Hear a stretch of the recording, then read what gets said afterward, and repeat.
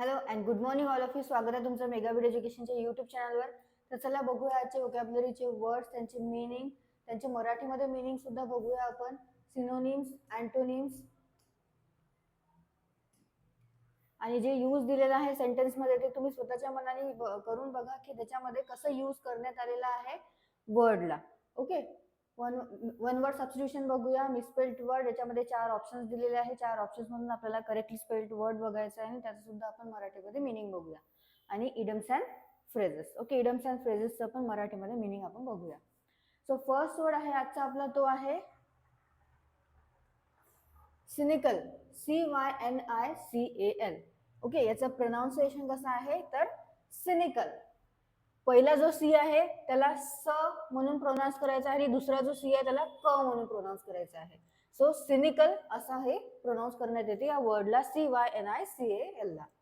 तर याचं मीनिंग आहे doubtful as to whether something will happen or whether it is worthwhile. म्हणजे काय होतं तर एकतर निंदक होतं. ओके, काय आहे निंदक. सिनिकल म्हणजे काय होतं मराठीमध्ये निंदक किंवा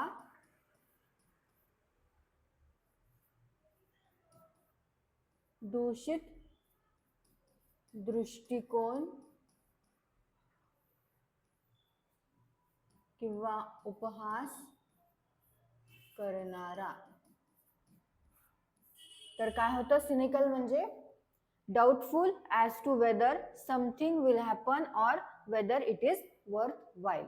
सो त्याचं मराठीमध्ये मीनिंग होतं निंदक किंवा दूषित दृष्टिकोन किंवा उपहास करणारा. सिनोनिम्स आहेत त्याचे स्केप्टिकल, डाऊटफुल आणि डिस्ट्रस्टफुल. आणि अँटोनिम्स आहेत ऑप्टिमिस्टिक, क्रेड्युलस, ड्युपेबल आणि डिसिवेबल. परत एकदा बघूया सिनोनिम्स आणि अँटोनिम्स काय आहेत सिनिकलचे. सो सिनिकलचे सिनोनिम्स आहेत स्केप्टिकल, डाऊटफुल आणि डिस्ट्रस्टफुल. आणि अँटोनिम्स आहेत ऑप्टिमिस्टिक, क्रेड्युलस आणि ड्युपेबल, डिसिवेबल. ओके, सो हे जे आहे याच्यामध्ये सिनिकलला सेंटेन्समध्ये कसं यूज करण्यात आलेलं आहे ते तुम्ही एकदा सेंटेन्स वाचा आणि स्वतःच्या मनाने त्या सेंटेन्सचा काय अर्थ होऊ शकतो हे सुद्धा बघा. आणि जे वर्ड्स दिलेले आहेत त्या वर्ड्सचे सुद्धा स्वतःच्या मनाने सेंटेन्सेस तयार करत चला. नेक्स्ट बघूया आता. नेक्स्ट वर्ड आहे क्वेंट.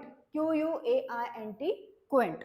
सो क्वेंटचं मिनिंग आहे attractively unusual or old fashion. एकतर काय आहे ओल्ड फॅशन आहे किंवा असं विचित्र आहे की जे कुतूहलजनक आहे.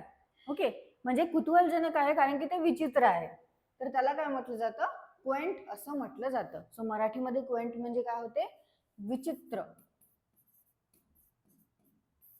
किंवा विलक्षण, अपरिचित.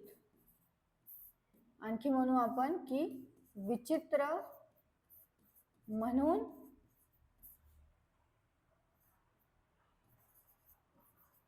कुतूहलजनक. ते विचित्र आहे म्हणून काय आहे कुतूहलजनक आहे, त्याला म्हटलं जातं क्वेंट. सो क्वेंटचं मिनिंग आहे attractively unusual and or old fashion. म्हणजेच काय होतं एकतर विचित्र आहे किंवा ओल्ड फॅशन आहे, विलक्षण आहे, अपरिचित आहे किंवा विचित्र म्हणून कुतूहलजनक आहे.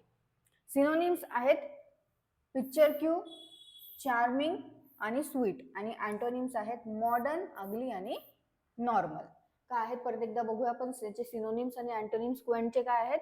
सो पिक्चरक्यू, चार्मिंग आणि स्वीट. आणि अँटोनिम्स आहेत मॉडर्न, अगली आणि नॉर्मल. नेक्स्ट बघूया. नेक्स्ट वर्ड आहे डिप्लॉयड. DEPLOYED. डिप्लॉयडचं मिनिंग आहे move troops or equipment into position for military action. तर मिलिटरी ऍक्शन्स करता काय जे ट्रूप्स आणि इक्विपमेंट्स आहेत ते काय करण्यात येतात मूव्ह करण्यात येतात वेगळ्या वेगळ्या पोझिशन्सवर. त्याला काय म्हटलं जातं डिप्लॉयमेंट असं म्हटलं जातं. म्हणजेच काय करण्यात येते ट्रूप्स जे असतात त्यांचे जे हे जे असतात सैनिक जे असतात ते आणि त्यांचे जे इक्विपमेंट्स आहेत ते वेगळ्या वेगळ्या पोझिशनला तैनात करण्यात येते, त्याला म्हटलं जातं डिप्लॉयमेंट. सो डिप्लॉय म्हणजे काय होते तर मराठीमध्ये होते तैनात किंवा आणखी त्याचे काय अर्थ आहे पसरवणे, हे वेगळे अर्थ आहेत. ओके, आणि डिप्लॉयडचा आणखी एक अर्थ आहे तो काय आहे तैनात. पसरवणे, विभागणे, विस्तृत करणे. तर काय होतं डिप्लॉइड म्हणजे त्याचं मिनिंग आहे मूव्ह करणे, त्यांचे जे ट्रूप आहे किंवा इक्विपमेंट्स आहे त्यांना मूव्ह करणे military for position for military actions करता. म्हणजे काय होतं मराठीमध्ये तैनात करणे, पसरवणे, विभागणे किंवा विस्तृत करणे. सिनोनिम्स आहेत पोझिशन, स्टेशन आणि पोस्ट, आणि अँटोनिम्स आहेत गॅदर, होल्ड आणि कलेक्ट. ओके, काय आहेत सिनोनिम्स डिप्लॉइडचे? पोझिशन, स्टेशन आणि पोस्ट, आणि अँटोनिम्स आहेत गॅदर, होल्ड आणि कलेक्ट. नेक्स्ट बघूया, नेक्स्ट वर्ड आहे डिटेन्ड. डिटेन्डचं मिनिंग आहे officially seize and hold goods. जे पण काही गुड्स असतात, जसं आपण बघूया की काही काही न्यूज येत असतात की कोणी कुठनं कोणत्या वेगळ्या देशामधनं काही घेऊन येतात इकडे, जे की आपल्याला इकडे आणण्यासाठी बंदी आहे, पण ते कशामध्ये तरी लपवून आणत आहे. सो काय करण्यात येते मग ते एअरपोर्टवर सीज करण्यात येते. सीज करण्यात येते म्हणजे काय होते, तर गव्हर्नमेंट जे आहे ते आपल्या ताब्यात घेऊन घेतं. म्हणजे काय होतं मग डिटेन करणे म्हणजे ताब्यात घेणे किंवा अटक करणे, त्याला म्हटलं जातं डिटेन. सो मराठीमध्ये काय होतं डिटेन म्हणजे ताब्यात घेणे किंवा अटक करणे म्हणजे होतं डिटेन. मिनिंग आहे officially seize and hold goods. जे पण काही कोणी दुसऱ्या कंट्रीमधून आणत आहे इंडियामध्ये, जे की आपल्या इथे आणणं इलिगल आहे किंवा ते असं आणता येत नाही, त्याचे काही डॉक्युमेंट सबमिट करावं लागतात आधी, पण ते असेच लपवून वगैरे आणतात कशा पण मध्ये. सो ते काय करण्यात येते, सीज करण्यात येते एअरपोर्टवर. सो त्याला काय म्हटलं जातं डिटेन म्हणजे ताब्यात घेणे किंवा अटक करणे. सिनोनिम्स आहेत होल्ड, टेक इनटू कस्टडी म्हणजे कस्टडीमध्ये घेणे, क्लॅश, क्लच आणि सीझिंग, आणि अँटोनिम आहेत रिलीज. ओके, नेक्स्ट बघूया one word substitution. So one word substitution मध्ये फर्स्ट वर्ड आहे एफिमेरल. एफिमेरल म्हणजे काय होतं, lasting for a very short time. Very short time म्हणजे काय होतं, क्षणिक किंवा क्षणभंगूर किंवा तात्पुरते जे आहे. मराठीमध्ये काय म्हटलं जातं एफिमेरलला, तात्पुरते किंवा क्षणिक आहे, त्याला म्हटलं जातं इंग्लिशमध्ये एफिमेरल. EPHEMERAL ephemeral. ओके, मराठीमध्ये याचा अर्थ होतो क्षणिक, तात्पुरते, क्षणभंगूर किंवा अल्पकालिक. अल्पकालिक म्हणजे काय होतं, तर अल्प काळाकरता म्हणजे काही काळाकरता, एकदम कमी काळाकरता, त्याला म्हटलं जातं अल्पकालिक. आणि एफिमेरल म्हणजे होतं lasting for a very short time म्हणजे क्षणिक, तात्पुरते आणि क्षणभंगूर. नेक्स्ट आहे a method of boiling briefly to cook food slightly. म्हणजेच काय करणे, तर अर्धवट उकडणे किंवा अर्धवट शिजवणे, त्याला काय म्हटलं जातं इंग्लिशमध्ये पॅराबॉईल. PARBOIL. पॅराबॉईल म्हणजे काय होतं मग, अर्धवट उकडणे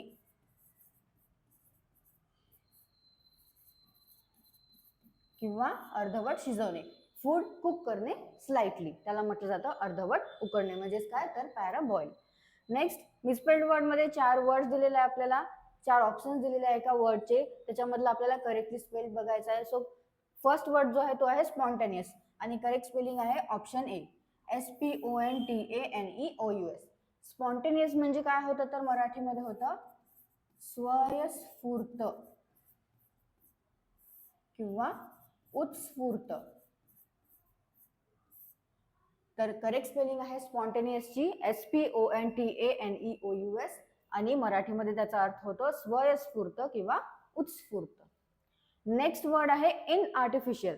इन आर्टिफिशियलची करेक्ट स्पेलिंग आहे option C, INARTIFICAL. Inartificial म्हणजे काय होतं, आर्टिफिशियल म्हणजे काय आहे, जे हाताने बनवतात किंवा कशाने बनवण्यात येते, आणि इन आर्टिफिशियल म्हणजे काय आहे की जे नॅचरल आहे, जसं फूल जे उगवतं ते नॅचरल आहे, त्याला काय म्हटलं जातं, इन आर्टिफिशियल असं म्हटलं जातं. मराठीमध्ये इन आर्टिफिशियलला म्हटलं जातं नैसर्गिक. ओके, मराठीमध्ये काय होतं मग इन आर्टिफिशियल म्हणजे नैसर्गिक किंवा स्वाभाविक. तर इन आर्टिफिशियलची करेक्ट स्पेलिंग आहे INARTIFICAL, आणि मराठीमध्ये अर्थ होतो नैसर्गिक किंवा स्वाभाविक. नेक्स्ट इडम्स अँड फ्रेजेस मध्ये फर्स्ट आहे bridge the gap. Bridge the गॅपचं मिनिंग आहे if you bridge the gap you make a connection where there is a great difference. म्हणजेच काय आहे ब्रिज द गॅप म्हणजे जिथे खूप मोठा डिफरन्स आहे आपण तिथे काय करत आहे, कनेक्ट करत आहे किंवा त्याचं जे डिफरन्स आहे ते कमी करत आहे, डिस्टन्स कमी करत आहे, त्याला म्हटलं जातं ब्रिज द गॅप. म्हणजे काय होतं तर त्याच्यातला काही आहे, व्यक्ती आहे किंवा काही वस्तू आहे, काही गोष्ट आहे, त्याच्यामधली गॅप कमी करणे, ज्याच्यामध्ये खूप सारा डिफरन्स आहे त्याच्यामधली गॅप कमी करणे, अंतर कमी करणे, त्याला म्हटलं जातं ब्रिज द गॅप. मराठीमध्ये होतं अर्थ दोन गोष्टींमधील किंवा व्यक्तींमधील अंतर कमी करणे म्हणजे होतं ब्रिज द गॅप. नेक्स्ट आहे bright as a button. Bright as a बटनचं मिनिंग आहे person who is as bright as a button, म्हणजेच काय आहे is very intelligent or smart. म्हणजेच तो काय आहे, जर एखादा व्यक्ती ब्राईट ॲज अ बटन आहे म्हणजेच तो खूप हुशार आहे आणि चपळ आहे असं आपण म्हणू. So bright as a button म्हणजे काय होतं मराठीमध्ये, अतिशय हुशार किंवा चपळ, त्याचा अर्थ होतो bright as a button. Okay, परत एकदा तुम्ही वाचून घ्या सगळे सिनोनिम्स, अँटोनिम्स, मराठीमधले मिनिंग, जे पण व्होकॅब्युलरीचे वर्ड्स आहेत ते स्वतःच्या मनाने त्या वर्ड्सला घेऊन सेंटेन्सेस तयार करत चला, म्हणजे तुम्हाला कळेल की सेंटेन्समध्ये त्या वर्डला कसं फ्रेम करण्यात येतं. म्हणजेच तुम्हाला एक्झाममध्ये इझी पडेल की त्या सेंटेन्समध्ये त्या वर्डला कोणत्या अर्थाने यूज करण्यात आलेला आहे म्हणून. ओके, सो तुम्हाला सेशन आवडलं असेल, सेशनला लाईक करा, चॅनलला सबस्क्राईब करा, तुमच्या फ्रेंड्सला शेअर करत चला. All the best all of you and thank you.